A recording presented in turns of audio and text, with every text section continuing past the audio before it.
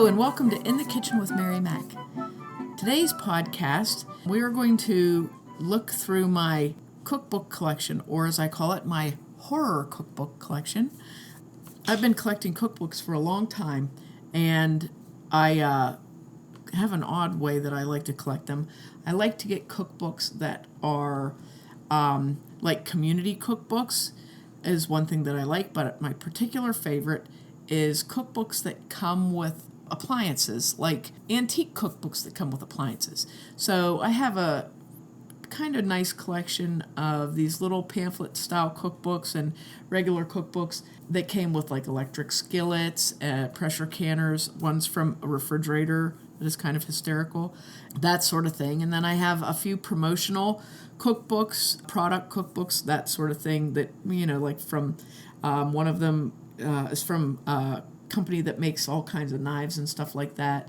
I have a really cool old cookbook from 1905 that's like a community cookbook with ads in it that we're going to look at. But a lot of the recipes in them are just hysterical. And last year I participated in a podcast, the Jagoff podcast, and we were kind of poking fun at the strawberry pretzel jello salad that is so prominent and beloved in Western Pennsylvania.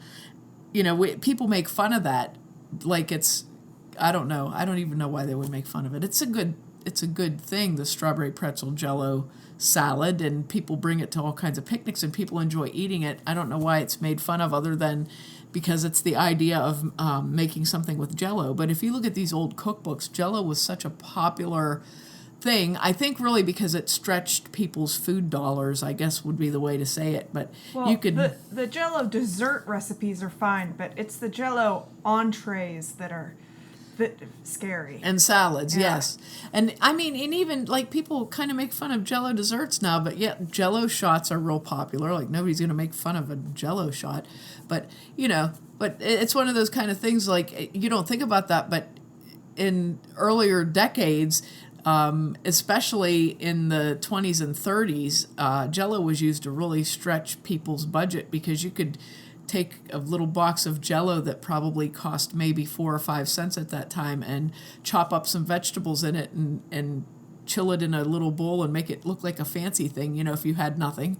So it'd be kind of a fancy, pretty, shiny, wiggly salad, But these are reminiscent of the used to be very popular for main courses, side dishes, and desserts was a thing called an aspic, and it was basically gelling something. Like people would gel bits of meat in meat broth and slice that down and either use it as a sandwich thing or a sandwich loaf or as an actual dish that you ate.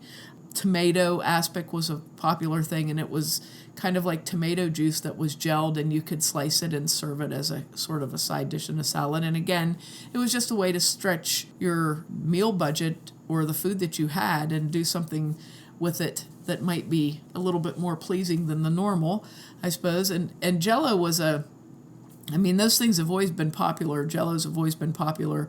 And when Jell-O was made popular was in the early 20th century because it looked fancy and it was something that a homemaker could do that, just add a little bit of elegance to your normal, boring, everyday life. So a lot of these things that I collected, all of these things that I collected were very geared towards homemaker because that was such a popular thought after, and we kind of make fun of that, but really when you think about it, after World War II and all of the things that went along with that, people having to give up things, women having to go and work in factories, all the men being gone at war, and families being split up.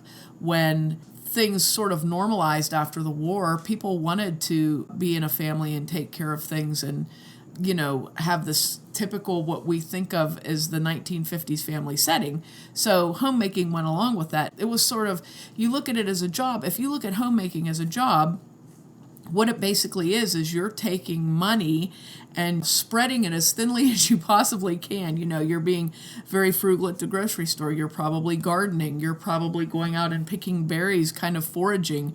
You're stretching your meal dollars. You're using leftovers. All those sorts of things go into homemaking, the science of homemaking, which isn't appreciated as much now as it really should be. And I do have this one particular cookbook. It's called the Modern Family Cookbook, and it was originally written in 1942, updated in 1953, and it was created by two professors at the University of Chicago. And the whole thing it's a giant salute to homemaking, really, and it has all sorts of things like how to make a diet for your family, how to create menus, why menus are important, how to shop, how to stretch your food dollar, how to buy good canned goods, that sort of thing, how to correctly store food. It's like I don't know, what would you say? It's like a textbook for... It's a textbook for a home ec class. For a home ec class, yeah. So this is actually a cookbook. And one of the things that cracks me up in this cookbook, it has some really interesting recipes, but there's a chapter called Meat Sundries. So use your imagination and try to imagine what meat sundries might be. Well, what they are is all the things that we usually don't eat now. Liver, how to remove the skin and veins from liver is an important topic in this particular cookbook. And then how to cook liver. There's a recipe in here for a poor man's goose. So if you can't afford a goose, you can certainly afford a liver and make it into something like a goose. Oh my gosh, that's hysterical. So there's lots of delightful liver recipes in here. Italian liver, liver a la gourmet, which is fancied up liver loaf, and all those sorts of things. Liver burgers. This is hysterical. I love these old cookbooks because they have all this sort of dare food in them, So when you go through, and then we get into the kidneys and the whatnots, this is my favorite my favorite recipe title ever. I don't think I'll ever have a more favorite one than this. You ready? Scrambled brains. There's a recipe in here for how to make scrambled brains. And guess what? It is brains, and they are scrambled. Ugh. Okay. Well, that's my the Modern Family Cookbook from 1953. I just love going through these books, though. Some of the recipes, and occasionally you'll find a good recipe in an old cookbook like this. So they're not worthless, and they're really entertaining, especially if you get a kick out of reading that kind of stuff. Horror recipes. One of the things that I have actually in my collection of mixes comes from one of these oddball recipe books. It's like a 1960s era recipe. It's a cheese ball that is coated in chopped hard-boiled egg. And it's a weird-looking thing, I do admit to that. But it is really, really good. Apparently, hard-boiled eggs must have been very popular in the 50s and 60s for anything, and I'll bet it was because eggs were kind of inexpensive, or you had chickens, and you just always had eggs. So my little odd cheese ball is called a Spicy Holiday Cheese Ball. It's available as a little mix packet, and it makes one cheese ball, and you just mix the contents of the packet with an 8-ounce cream cheese or Neufchâtel cheese, which is less fat cream cheese. It's a little softer.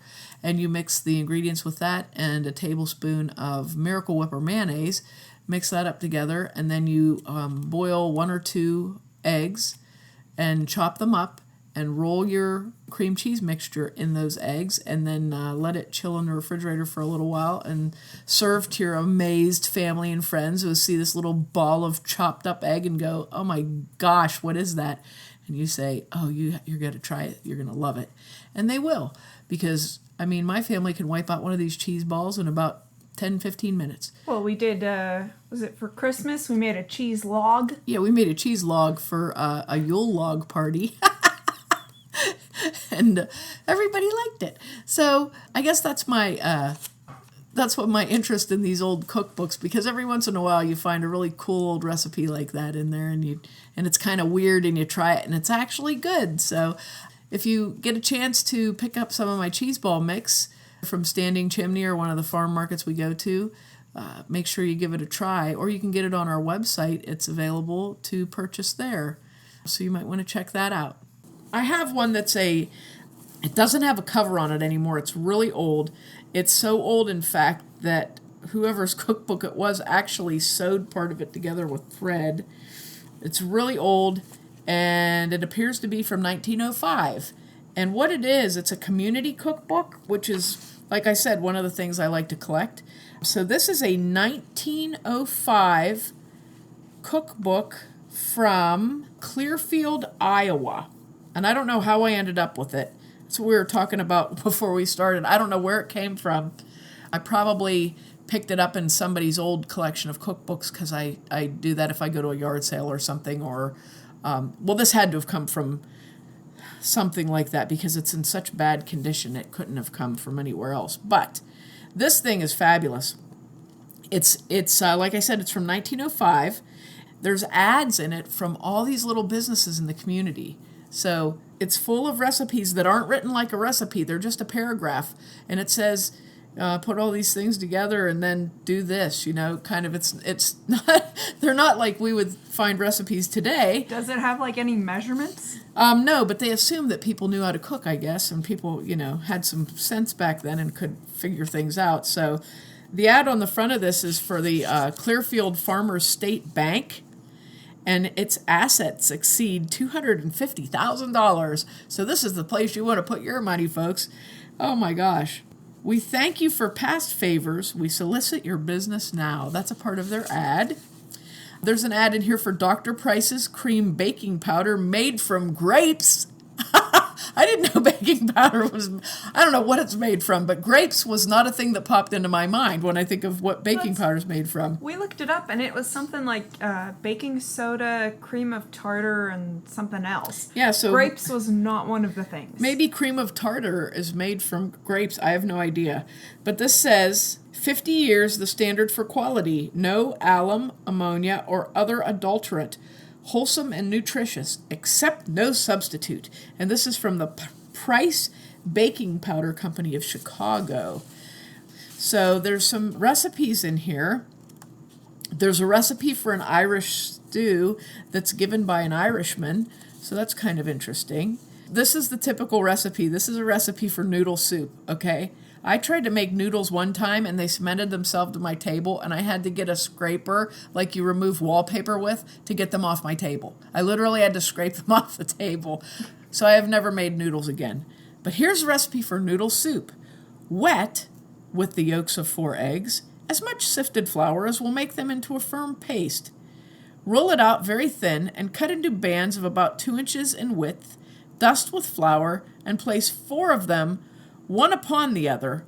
Cut them in the finest possible strips, separating with the point of the knife, and spread on dough board to dry before using.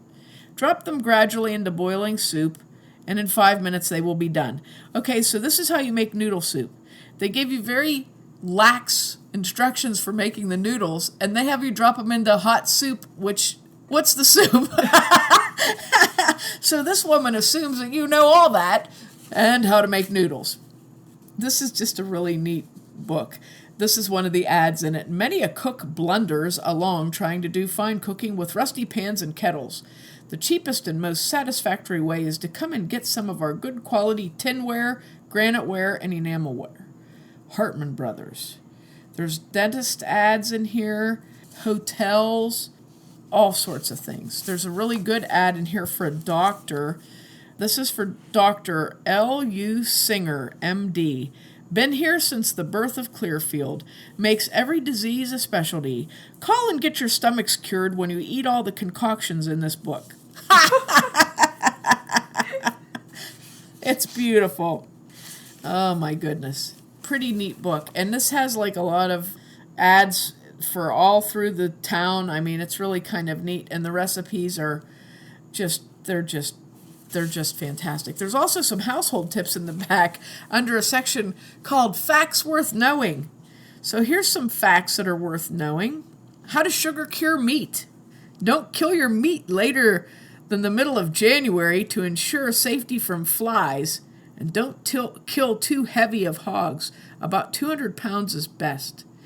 For 100 pounds of meat, take 4 quarts of salt, 2 pounds of brown sugar, 1/4 pound of saltpeter, and mix well. Take each piece of meat, rub thoroughly with this mixture around the bone and joint, then cover all the flesh side of the meat with the salt and lay on a shelf for 6 weeks. Just lay it up on a shelf somewhere for 6 weeks. Then, after the 6 weeks is up, shake off the salt and hang up to dry. After smoking, wrap the meat in paper, put in sacks, and hang in a dark place. Okay, that explains a lot about 1905. Here's one to remove ink spots. Moisten a cloth with warm water, apply strong ammonia, then follow with diluted phosphoric acid applied with a cloth. Rinse and lay in the sun to dry. Whoopee! That's pretty interesting. This is how to ventilate a room. Okay, so this apparently will purify the air in a room. Ready? Ready for this tip? Place a pitcher of cold water in the room. The colder, the more effective. It will make the air of the room pure, but the water will be entirely unfit for use. Just from the pitcher sitting in the room? Apparently. I wonder if that works. I don't think it would work. Do you think it would work? I can't see how it would work. Now this is I like this one. To destroy ants. This is like making a bomb. Ants that frequent houses or gardens may be destroyed by taking flour of brimstone. Is that a thing? Flour of brimstone? 1/2 pound. And potash, 4 ounces. I've heard of potash. I think you can get that. So if you can find the flour of brimstone and then mix it with some potash, then what you do is you put this over the fire until it's dissolved and united. Afterwards, beat them into a powder and put a little of this powder in water, and wherever you sprinkle it, the ants will fly the place. I think your house will blow up. Holy moly. This is just... Never use water from a reservoir for cooking. That's a good tip. This is a cure for faded goods. So I'm assuming this is fabrics or clothing or whatever. Faded goods can be made to look almost as bright as new by sponging with chloroform. So apparently either you sponge people who are going to be looking at your faded goods and maybe they will see them as shiny, or you sponge them right on your faded goods. I just can't get over that one. That's delightful. Absolutely delightful. So that's my 1905 Clearfield Farmers State Bank cookbook. That's a delight. We have a little cookbook here that came with an electric skillet that has some interesting things in it, and one that came with the Tupperware. The Tupperware grapefruit cheese parfait. That's always a winner. Grapefruit cheese parfait. This is the Presto pressure cooker, which has recipes for bread and all sorts of things that you can cook in a pressure cooker. Who would have thought that you could cook those bread things? in a pressure cooker? Yes! They have all kinds of stuff. I always thought they were just mainly for like roasts and stuff like that. But they have a recipe here for brown bread to make in there. That's kind of interesting. This is another one from Pots and Pans Company, Guardian. And it's a cookbook that they would go like door to door and sell these pots and pans, which a lot of people still have. They're ancient old pans, but they would go door to door and sell those pans, and then they gave a little cookbook with them in case you didn't know what the heck to do with your darn pans. That's kind of a neat thing. But one of the things, the importance of proper serving. You have to have eye appeal. So you want to keep food hot till the last tasty morsel is a pleasing climax to the perfect meal. That's your advice in there.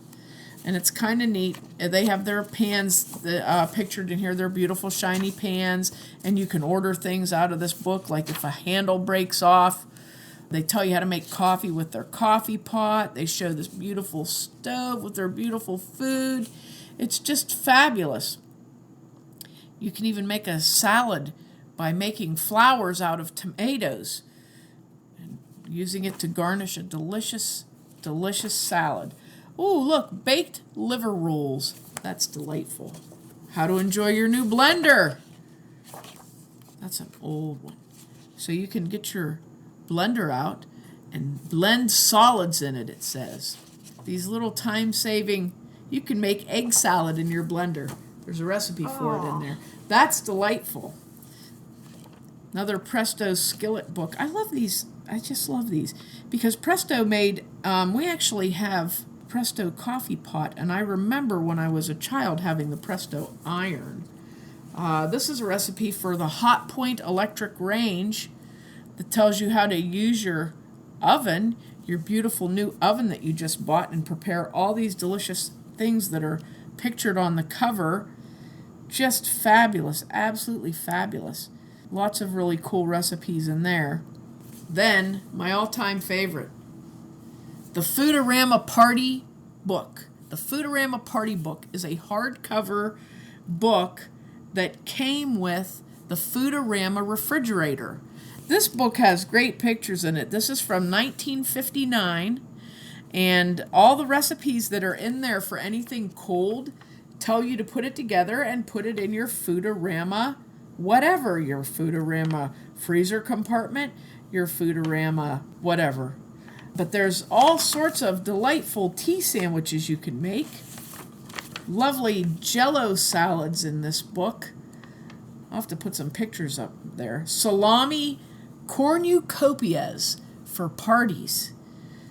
Yes, you can take a salami and roll it up to look like a cornucopia and then fill it up with cottage cheese and chopped green olives. Oh boy.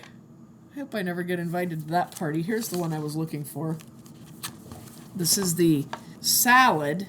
These little salads, they look like little yellow lumps. I'm going to have to put pictures up. This is called the mustard salad mold, and you use unflavored gelatin and dry mustard, which gives it its pretty yellow color.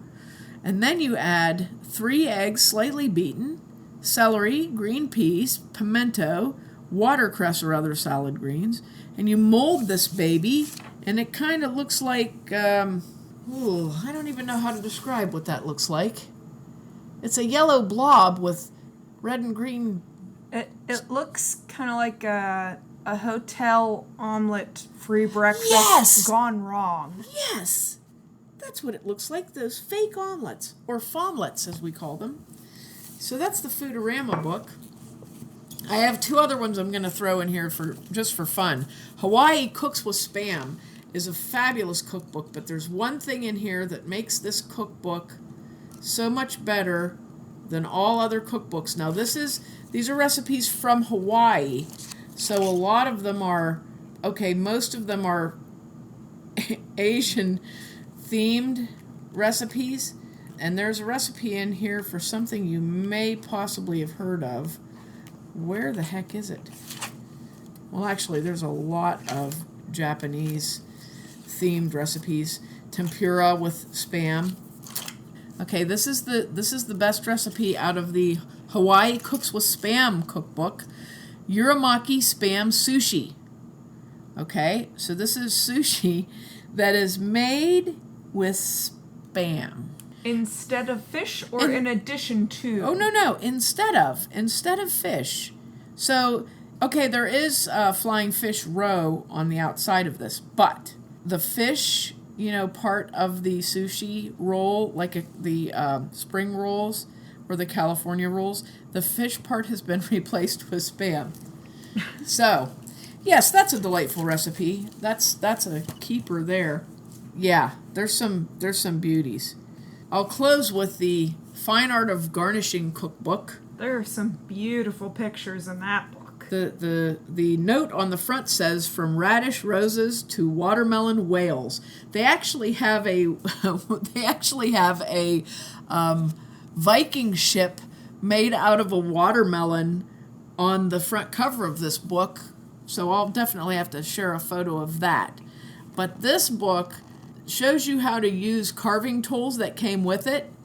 It had a garnishing knife. This is from 1978. So it had a garnishing knife, spiral slicer, twin curl cutter, decorator tool, and a flex knife. With those tools, you can make radish pom-poms, you can make pickle fans, you can make... What was the eggplant one? Oh, an eggplant vase. You can make an egg frog. An egg frog, seriously. An egg chicken is in here also. A cucumber rose or a cucumber boat. You can do that. You can make a cucumber chain, little chain links made out of your cucumber, if you ever had a need for that. You can have carrot curls. The beet section is pretty awesome because I've never heard of people being artistic with beets.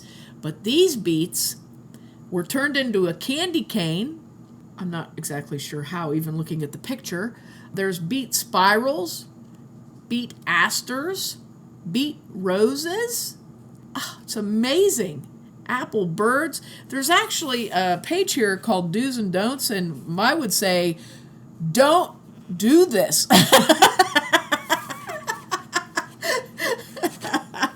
Oh my gosh. This is I just love it. I'm just so glad to have the opportunity to share some of the silliness out of these cookbooks, but I just always thought it was such a great thing to collect because you can get cookbooks anywhere, but these are my little oddball ones that I enjoy, and I'm always looking for them. I actually have one that I couldn't find that's from a utensil that my mother got as a wedding present in the early 1960s, and it's a tabletop griddle that is also a waffle iron, so it has these plates that change out, and the ad in it says, on the front of the book, it shows the family at the table with this grill thing right in the middle, and all their plates are around it, and there's like 4 hamburgers cooking, and it says, cook food right at the table. Like, that's a really awesome thing to be able to do. And then it has crazy recipes in there, but the things are called hamburger sandwiches, because apparently, like, just a hamburger, that's not what they called it at that time. But I just always thought that was so hysterical, the idea that this thing is so convenient that you can actually cook right on your table, and you don't even have to walk all the way over to the stove or the grill, because you're grilling right at your table. So I thought that is such a funny one. But I hope you enjoyed my little trip down memory lane with my old cookbooks, and so don't pass them up if you see them. I mean, geez, save them. They're so great and so fun. If you're ever at a Goodwill or something and you see these old cookbooks, snap them up because they're fun reading. Thanks a lot for listening. I hope you've been watching our videos on our Facebook page. We've been doing on Mary Mac Bakehouse Facebook page, we've been making vanilla, and we're doing a series on the best ways to make vanilla. We don't know them yet. We don't know experiment. Right, we don't know. We've been jokingly call it how to save money by making your own vanilla, and I already have like $86 into it. So you take a watch at those and see, take a watch. What a dumb thing. That was dumb. Take a look at those and watch them. I don't know. And see if you get anything out of them. But what we're going to do is when the vanilla's done, we're going to see what was the best way. So hopefully to avoid other people having to try and figure out what I had to try and figure out. Don't forget to check us out online at marymacpodcast.com. We're on Twitter at Mary Mac Mixes, Facebook Mary Mac Bakehouse, and Instagram at Mary Mac Bakehouse. And we're also at a couple of farmers markets in western Pennsylvania. We're at the Ellwood City Farmers Market Saturday mornings from 8 to 12. And we're at the Lawrenceville Farmers Market Saturday afternoons from 1 to 4. So you can find us there. And you can find my mixes on our online store at marymacpodcast.com/store. So thanks a lot for listening if you did. And if you didn't, too bad for you.